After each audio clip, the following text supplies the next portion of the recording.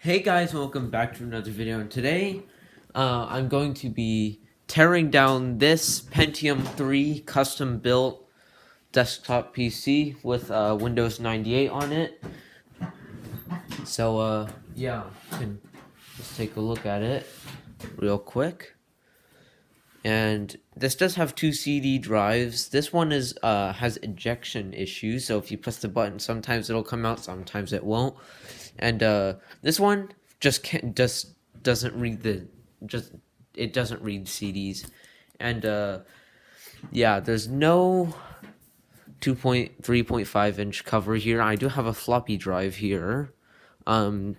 This is a replacement drive. The original one was missing its cover, so yeah, and this is white out right here. I don't know why that's there. But yeah, as you can see, it's pretty disgusting. I haven't cleaned this yet since I got it like a month ago. And this has two graphics cards, a 3D accelerator, or like I don't know. But this should have good graphical performance. And as you can see, the rest of the peripherals down here are actually ISA. So ISA Ethernet card or internet card, whatever, and ISA sound card and game port, and everything else is integrated onto the motherboard. So you have built-in PS2 USB, two serial ports or COM ports, whatever you want to call them, and I think that's a printer port. Yeah, that's a printer port or computer port, whatever you call it. And you have power supply up here, and if we move it back here, you can see it's not as bad as the other side. Yeah, let me show you the back again. So yeah, the nutrition facts sticker that came from a soda can, I'm gonna put that back on there later because, well, computers need stickers too. Well, I mean nutrition stickers, right? So yeah, this side is actually pretty clean compared to the other side. You can see how yellow the plastic is, and we are going to turn this on later, but not now. And I just noticed this chipped off paint area here. I don't know how that got there. I don't know how that happened, but anyways, let's just get to opening this thing up. So first of all, we need to remove this VGA bridge cable, or like, I don't know, I don't know what it's called really, but we just got to disconnect this. And if you're wondering why there's so many bite marks or holes on here, my cat used it as a chewing machine, so, or chewing toy, whatever. But the cable still works, so I'm gonna keep using it. This one right here is kind of stubborn.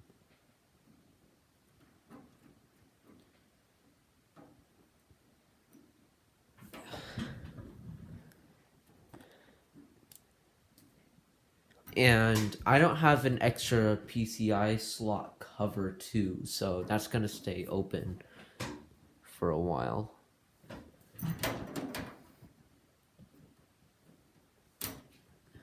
This one here has a loose nut on it for the mount thing, so that's why it's so hard to unscrew. There you go. You can see that's pretty loose right there. But let's just get straight to opening this thing up. So I need my screwdrivers. I've got two flathead and one Phillips. When I got this thing, it did not come with a hard drive, and yeah, I was hoping it had a hard drive so that it could boot up, but no. And to my surprise, a standard Windows 98 install actually had like 99% of the drivers. All I needed was a video drivers, which was very nice, and I was very happy about that. And now we need to get the case open, and it's kind of difficult to open the case without that flathead screwdriver, because otherwise, I don't know, it's just kind of hard to get into, open up. It's like stuck in there. But yeah, here's the inside, pretty dusty. You can see that there's a hard drive, a 30 gig hard drive. This is a hard drive that I supplied. This is my own hard drive here. Basically everything else except the CD-ROM drive is it came with the computer. So this CD drive here on the top I'm talking about is mine, and this originally had 2 CD drives, and they both were dead. They were both dead.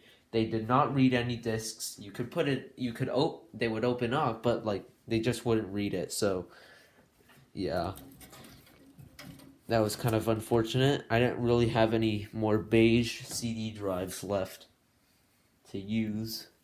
But yeah, so taking a look inside, this is our 2 video cards here, and we have the ISA cards down there. And this is my cat. This is my cat Lucy, the one who bit this cable right here. And I know because I put this up to her, she smelled it, and then she like kind of like took us like a really small bite out of it, like just like, I don't know, not enough to like create another puncture in the cable, but like, you know, she just like, I don't know how to explain it. Like she kind of like bit into it a little bit. And you can see our very generic power supply, Dear Computer. That probably doesn't exist anymore. And yeah, so there's the memory right there, or RAM. This came with the computer, and we have less than 512 megabytes from what I see. Yep.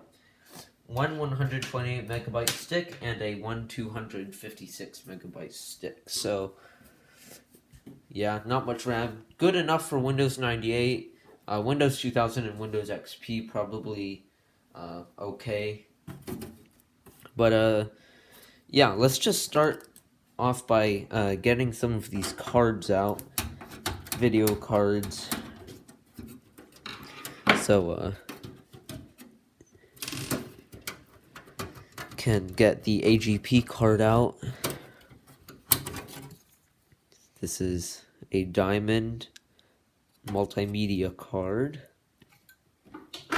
You'll see the hardware later when I turn this on, but we have the other diamond multimedia. Those probably came in they both probably came in the same box. And this is the network card right here. Screw.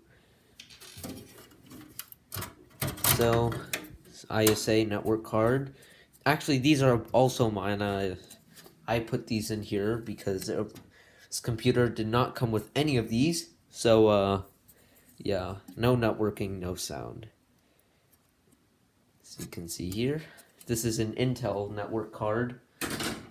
And down here, I think it's a creative sound card.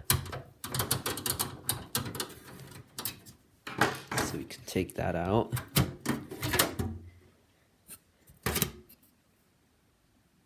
Yep, creative technology. So, yep, those are the cards. Now we can get to the drives here. So in order to do that, we need to take off the other side in order to fully unscrew those. So it's going to be easy.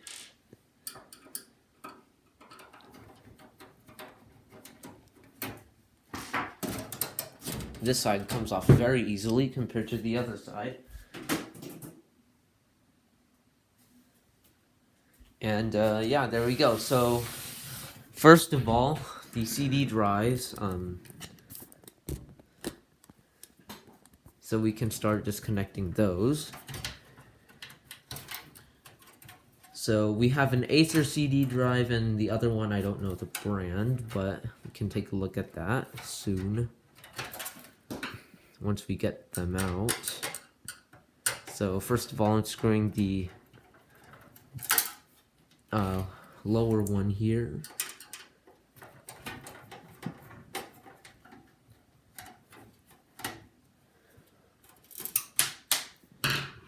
That landed right on me. And there we go. Now we need to go to the other side and unscrew the two screws from there. And this front panel here has broken clips, so I had to use some tape to hold them on, which is not the best solution, but it worked. And yeah, that's first CD drive is out. This is an Acer 8x CD drive, bad drive. And every time you open and close this, it makes a sound, a robotic sound. I'm not sure. I bet you it came like that. I don't know why Acer did that. But yeah, now we can unscrew this top one here. And this one came from my parents' old vintage Windows 98 PC that I made a video on a while back. That one got a replacement CD writer in it, so that's nice. Oh. That's Lucy again. And can just unscrew these right there.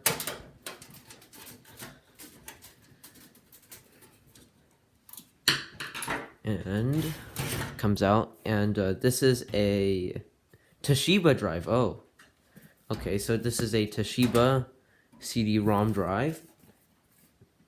You can see prime marks where I tried to get it out, and little did I know there's an eject hole right there. So that was pretty stupid of me. And there's that one screw for the Acer drive. And the reason why I have the Acer drive in there is because well, since there used to be two CD drives in here, there's one thing here missing. One of the 3 1/4, I think. I don't know. 3 1/4 drive, 4-inch drive. I don't know. But yeah, now let's get to the floppy drive here.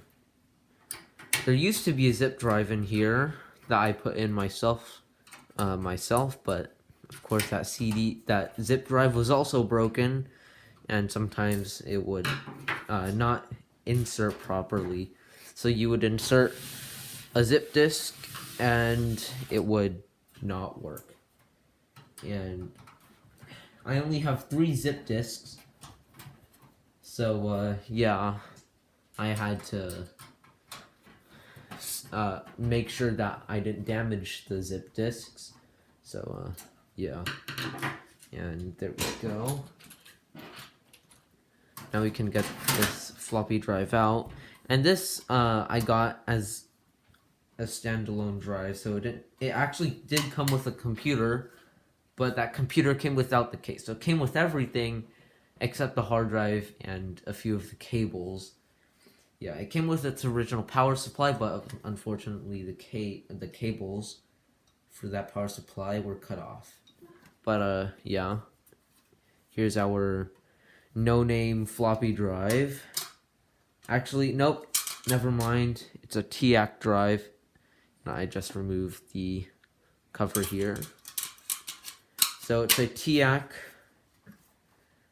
floppy drive, TIAC Corporation. And now we can get this hard drive out, this 30 gig hard drive, and this one uses a single Phillips screw out of all the 4. I'm at flathead screw. We can unscrew that. I wonder who's texting me. Oh. And yeah, I'm really happy at the fact that Windows 98 had basically all the drivers. Yeah, that saved me a lot of time in scouring for drivers.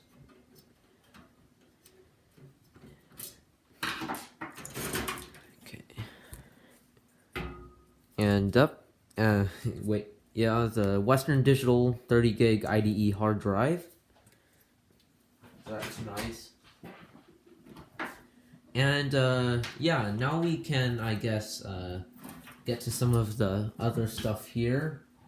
So let's take out the hard drive caddy just for fun, because I'm not going to clean the insides. I want to keep the insides dirty, because it's not an old PC without dirty internals. So can I even take this out? Yeah, I should be able to take that. Oh, there's one screw down here.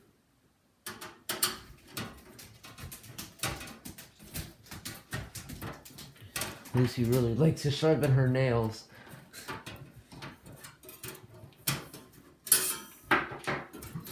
There we go, now it's coming out. Or is it?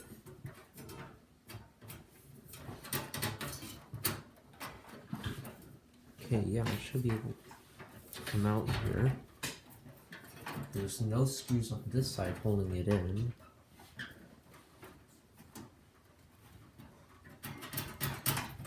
Well, I can't get this hard drive caddy out then, so I guess I'll just have to leave it in there.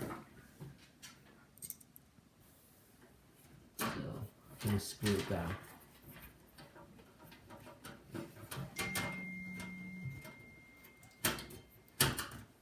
I'm just using tape to hold this front cover on. You can see a little bit right there. And Lucy's going crazy.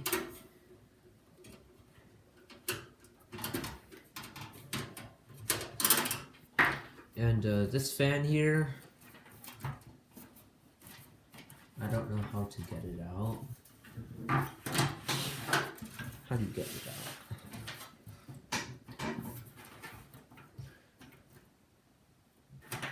Well, just, oh, I got it out. There we go. And now we can disconnect it from Molex connector right here. It's a Molex fan. And this is a TNT fan. Kind of sounds like AT&T. And it came in this fan caddy right here. That probably came with the case. And yeah, now let's get to let's disconnect these IDE cables right here. So that one goes right there.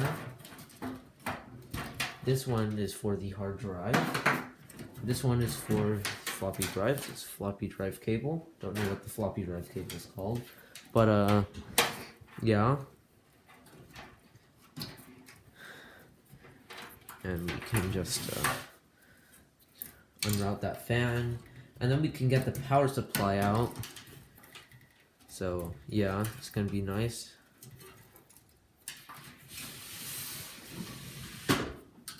It's generic power supply. I did not expect this power supply to work, or I expected it to have some faults, but nope, it works perfectly fine.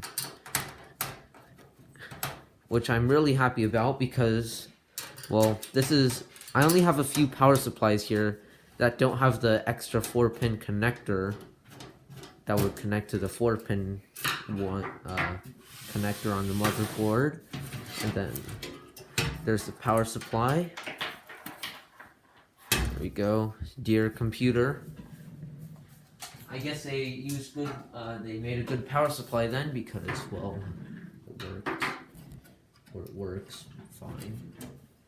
And I don't know how you get the CPU out. Looks like it's on a card. So, Pentium 3 CPU on a card.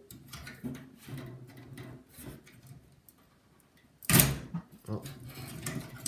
Alright, well, it's a Pentium 3.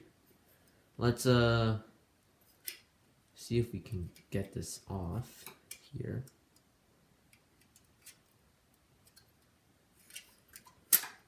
There we go. Yup, we got a Pentium 3 here. And now we can just remove this.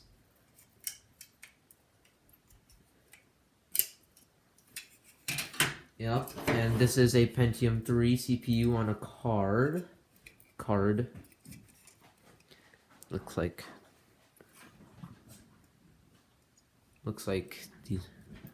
it's a laptop CPU, but nope, it's a desktop CPU.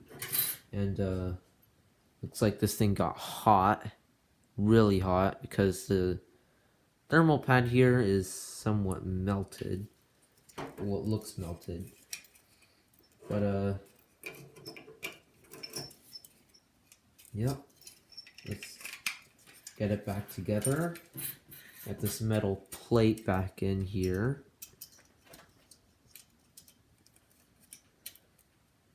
And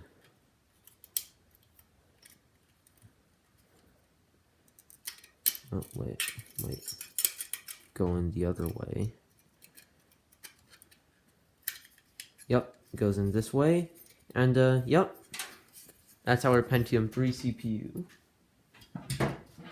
And let's see if we can get this motherboard out. So the speaker goes on the bottom, which is that one. Blue, green, white, orange. Wait. Let me see if I can get this back together at all. Just so that I know where they all go. Okay, yep, I think that's it. Yep, I think I know where they'll all go. But, yeah, let's get the motherboard out now. And looks like this thing has a PC speaker integrated onto it, but looks like the case already came with a PC speaker. But, yeah, let's just get it onto its side. And now we can get this motherboard out here. This one is an Intel motherboard, and when you turn it on, there's a splash screen that says it's made by Intel, so you'll see that soon. And there used to be an 80 gig hard drive in here, but that one was so annoying. So basically, it was a dying hard drive, so it would be clicking every time it would be writing data or reading data from something or loading something. And yeah, it just got so annoying. I just wanted a more quiet experience. And this 30 gig hard drive, that 80 gig hard drive, was also from Western Digital. That hard drive used to have Windows XP on it, but Windows XP was broken because like the hard drive had corrupted itself. So it would start up, it would try to log in, and sometimes it would just freeze. And sometimes it would say you need to activate Windows. You'd press no or OK, and just it would just stay there. So yeah. So this is our motherboard. We've got some pretty large capacitors here. Oh, let's go back that. And take a look at the bottom. You can see that there was a spot for a game port and a sound chip. Some chips here for the sound, but this motherboard didn't come with them. So Must have been a lower end motherboard for the time, or I don't know. I can't say that because I don't know. But yeah, that's the motherboard. And now we can just get this back together.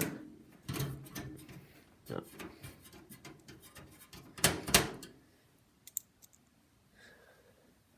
So, yeah, there are 3 different types of Pentium 3s. There's the Pentium 3s on a card, and there's a Pentium 3 as a CPU, standalone CPU.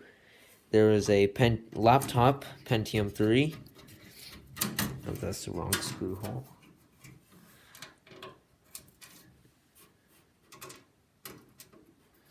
And, yep. Here we go. Sometimes screws are a little bit annoying.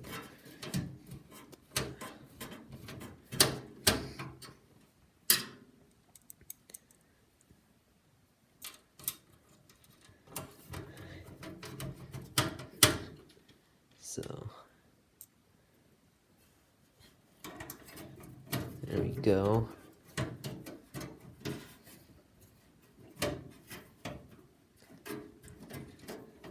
And this does have a clock battery on it. It's original clock battery, and I don't know how old this clock battery is. I don't know if it's still working. I never really paid attention to the time on this thing. While Lucy is just walking around minding her own business. And yeah, now let's just start plugging in all of the front panel LEDs and stuff now. We've got this, and the one at the top. And yeah, there we go. Now we can reinsert the CPU, Pentium 3. I think, yep. There we go, and now we can just keep that fan unplugged for now. And now we can get the very nice power supply back in. And now we can plug the power back in. Just screw at least one of the screws in.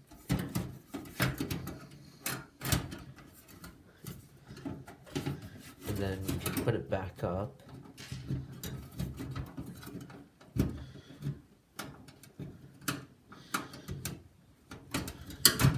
There we go. It's partially screwed in.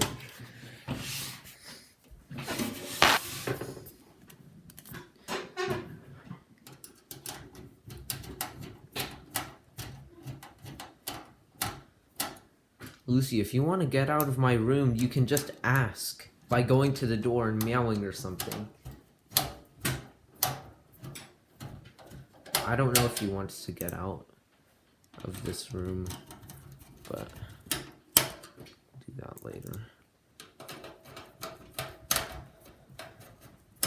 There we go.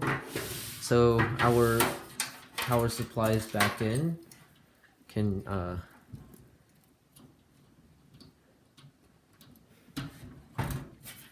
Yep, get that back in. And reconnect the fan.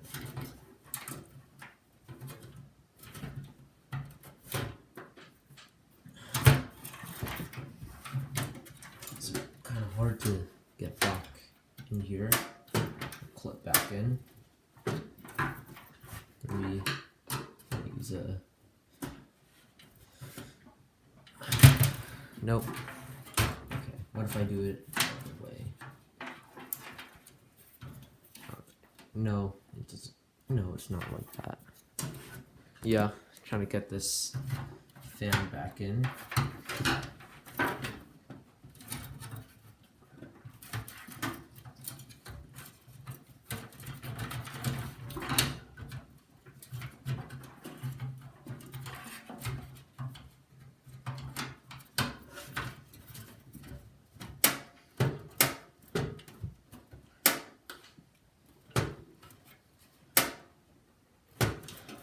Okay, it's kind of the best I can get.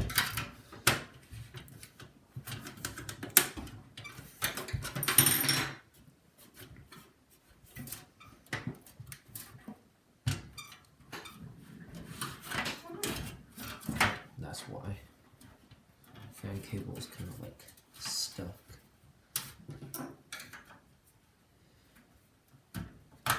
Oh, okay, there we go. Now it's in. And yeah, now we can plug this fan in.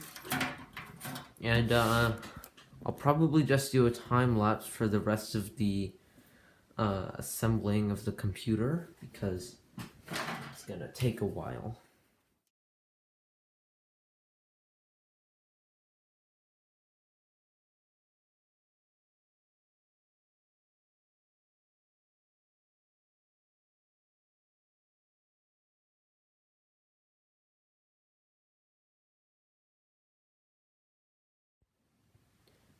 So I'm finally done reassembling it, and I guess now we can give it a test. So let's hook it up to this monitor here, and yeah, let's just remove the computer that's already connected to it. So, yep, it's recording. It's just making sure I was recording my YouTube video. So let's just connect this computer down here, which is also a vintage computer. Hopefully I can make a video on that at some point too.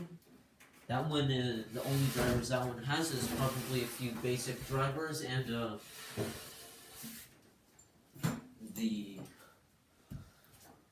what is it? The video drivers. So yeah. So that one needs some work done to it, but for now, let's just hook it up.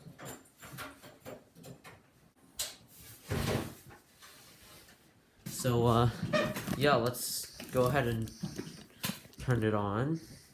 So let me get under here. Turn it out.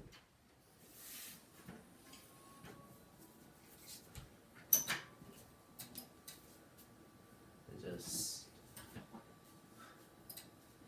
sit in the chair. And you can see it says motherboard manufactured by Intel Corporation, which is nice. And then after that, we'll give it a nice clean, just like we did with this Samsung SyncMaster 700S CRT monitor.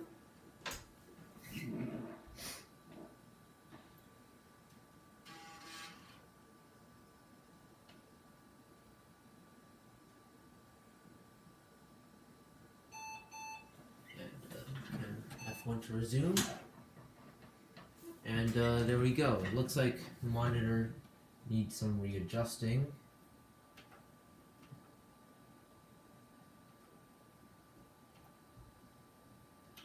It's this button. Yep.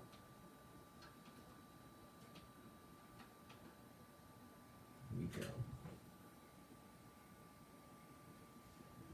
And let's readjust it.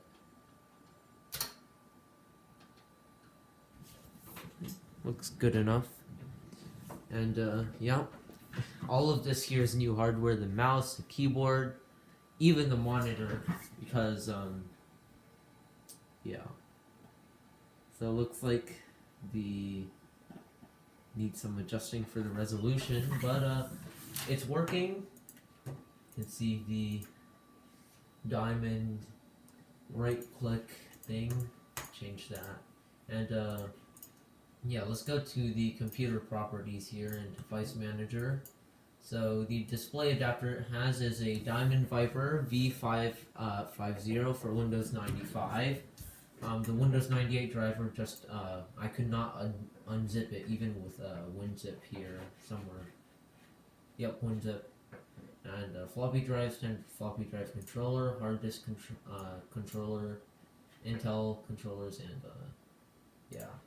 Oh, looks like it already has drivers for this monitor. network adapters, Intel Ether Express Pro, and ports. You've got communications ports.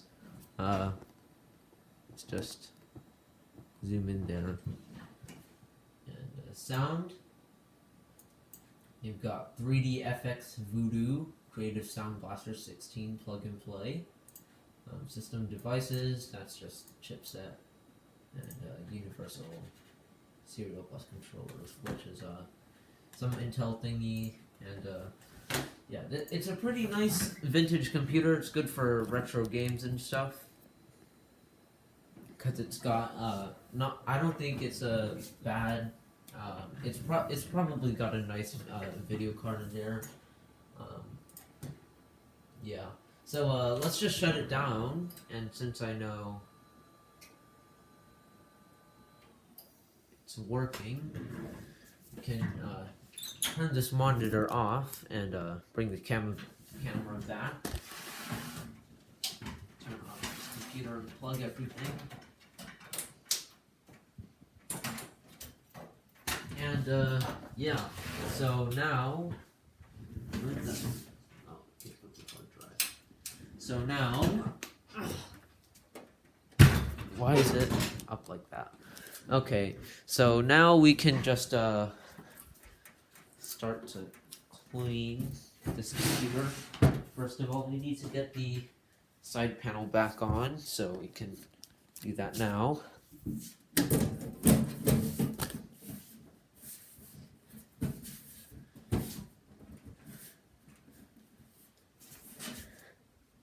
See that part there, it's not really in properly.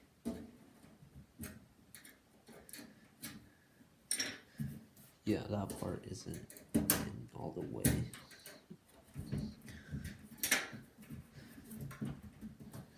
Yeah, that's just one of the problems with the side panel here specifically.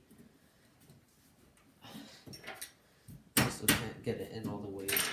I don't know, there's something wrong with this side panel here.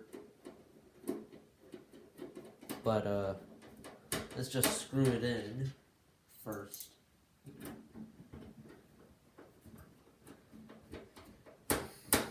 And yeah, let's just get to cleaning it. So let me let my cat out first.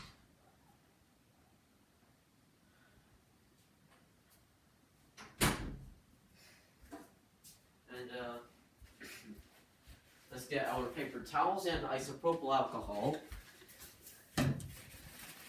Let's get some paper towel here and give this computer its first clean in a long time. This thing was probably never cleaned in the first place. And yeah, it's not cleaning up very well though.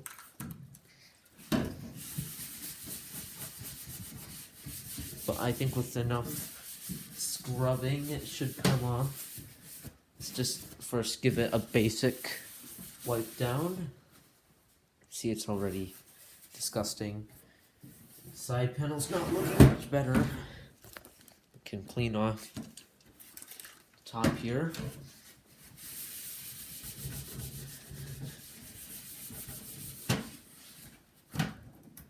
Get the tape back down.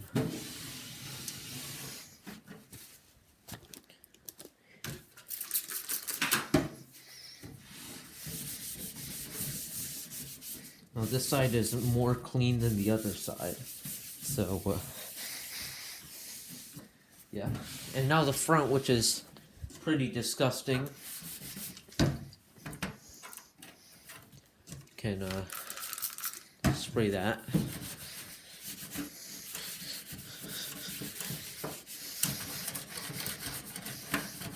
Oh, that just wiped all that writing off. Oh well. And this right here, I have to get that off.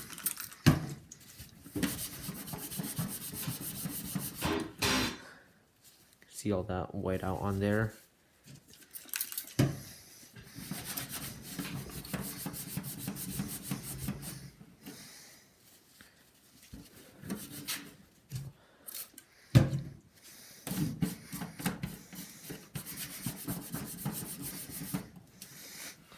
kind of makes it look less yellow because it's all kind of spread out there. And, spray off part of the bottom here.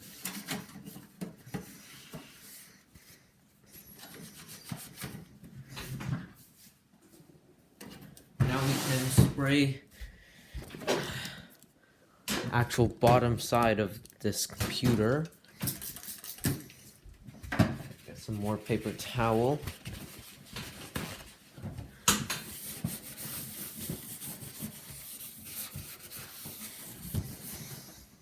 And that there.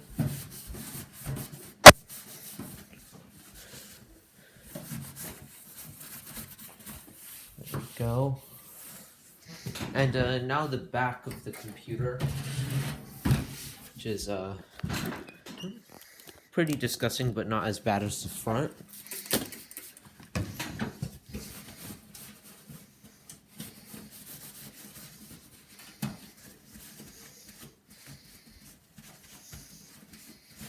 So now we can wipe this down.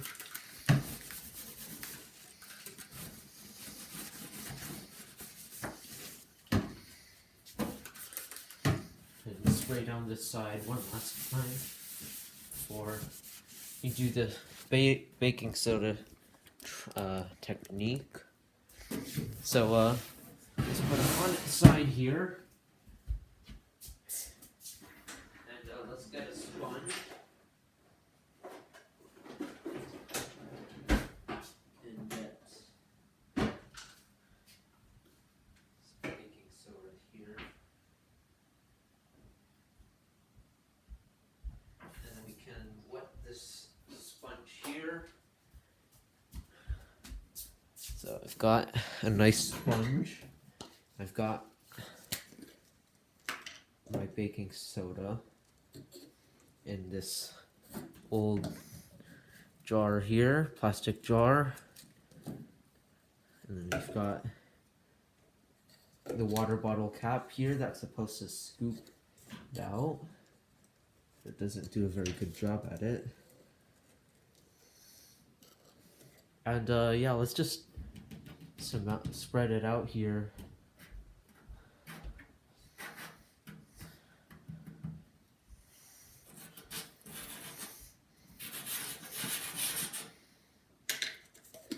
So yep, there we go.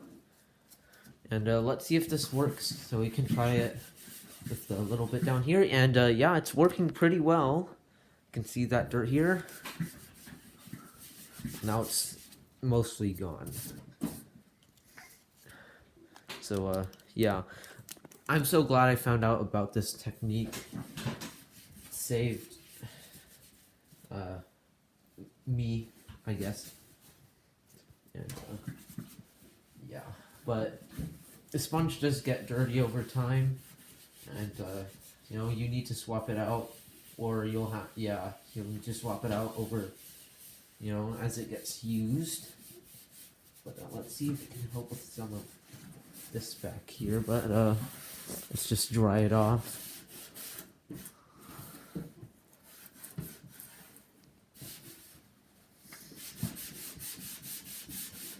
So you can just get it over here.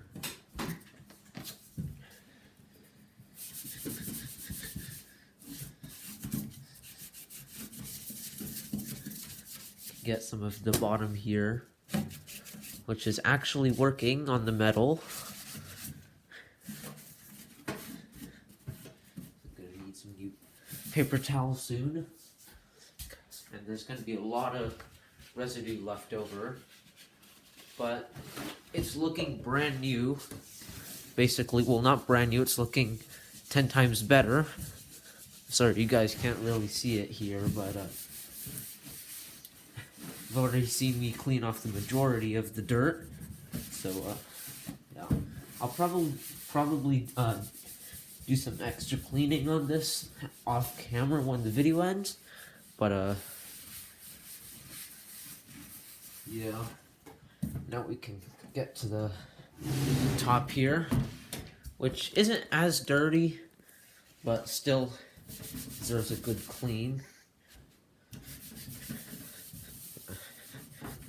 One of the cons about doing the baking soda trick is that you'll get once it dries, you'll get a bunch of baking soda powder left over, which is not pleasant to clean off.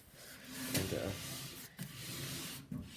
now we can get to this side. Oops.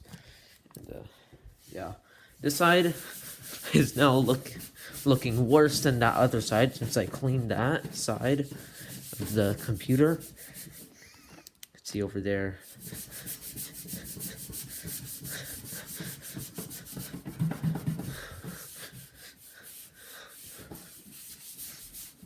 Yeah, isopropyl alcohol doesn't always work when cleaning.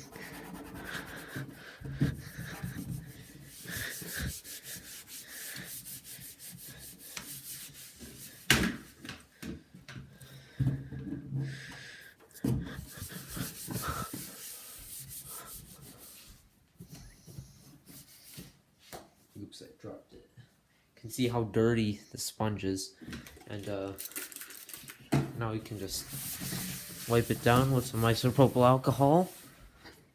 Get that tape off for now. Put some new tape on later.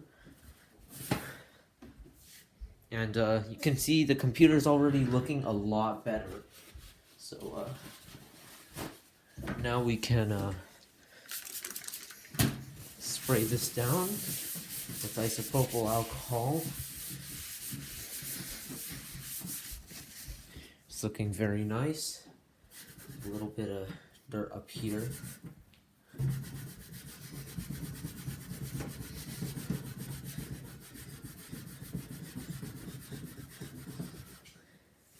Yep, and that's dirt, not actual marks in the plastic.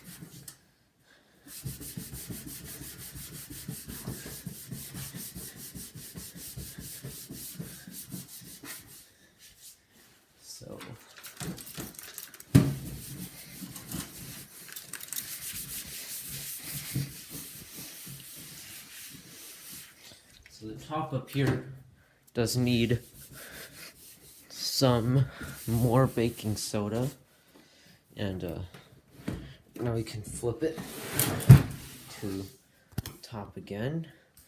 Now we can clean this part right here. Oh my god, there's baking soda residue everywhere. There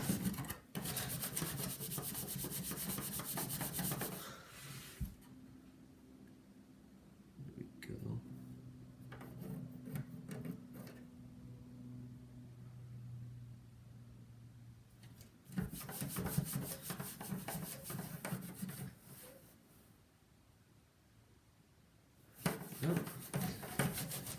Just clean all of the gunk off, especially from down here at the power button. It's what's been pressed most on these computers, and my sponge is falling apart too. But wow, it looks better. It looks so much better.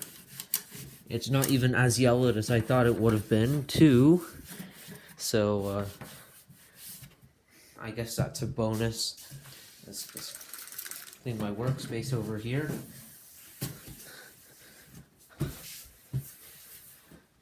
So, yeah. I'd say this computer is clean enough. Now we can just wipe it down with a paper towel, which I will do a time lapse on.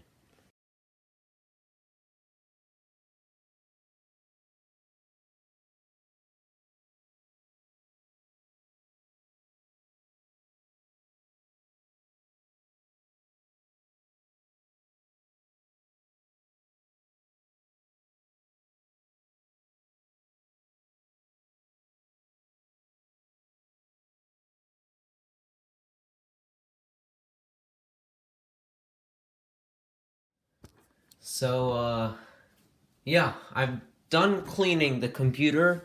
It looks a lot better as from what it did looked like before. I'm very happy with the result, and yeah, I think that's about it for this video. Gotta clean up my desk. And yeah, I hope you guys enjoyed this video. Please like and subscribe. I'll see you. Check out my Twitter at efelix5. I'll see you guys next time. Bye.